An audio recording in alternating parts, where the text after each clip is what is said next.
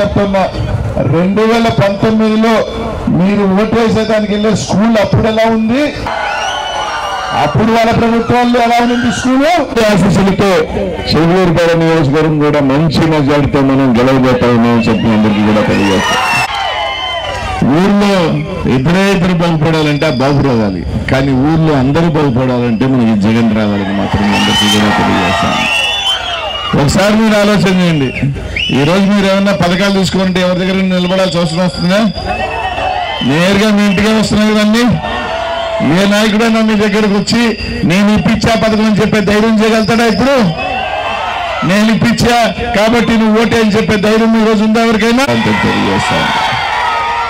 కాబట్టి మనం ఫ్యాన్ వేసుకుని మనం ఏ విధంగా చల్లగా ఉంటుందో జగనన్న గెలిపించుకుంటే మన కుటుంబాలు కూడా చల్లగా ఉంటాయని మాత్రమే అందరికీ కూడా తెలియజేస్తాం.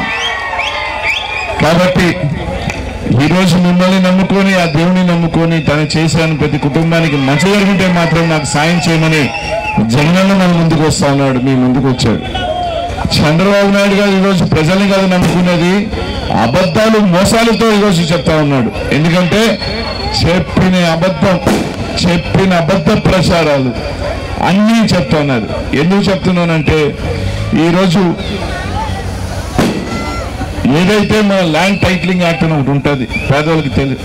ఏదైతే మన స్థలాలు లాక్కుంటాడు జగన్మోహన్ అని, కానీ ఆ చట్టం తీసుకొచ్చింది ఎవరంటే ఎన్డీఏ ప్రభుత్వం, బీజేపీ తీసుకొస్తే వాళ్ళతో జతగట్టి ఈ రోజు జగన్మోహన్ రెడ్డి గారి మీద నిందలేసే కార్యక్రమం, ఒక దుష్ప్రచారం చేసే కార్యక్రమం. అంటే తన జీవితాంతం తను ఏం చేశాడని చెప్పుకోలేడు, తను ఏం మంచి చేశాడని చెప్పుకొని ఓట్లు అడగలేని పెద్ద మనిషి ఈ రోజు వచ్చి జగన్మోహన్ రెడ్డి గారి మీద తప్పుడు ప్రచారాలు, అబద్ధపు కూతలు తీసుకొని వచ్చి అబద్ధ హామీలతో ఎన్నికలకు వస్తున్నాను. జగన్మోహన్ రెడ్డి గారు మాత్రమే చెప్పి తెలియజేస్తాను.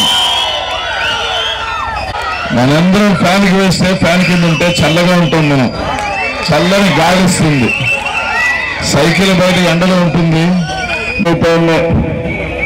ఫ్యాన్ గుర్తు మీద ఓటేసేదానికి మీరందరూ సిద్ధంగా ఉన్నారన్నా? అందరూ ఆలోచన చేయండి. మన ప్రభుత్వం జగనన్న ప్రభుత్వం.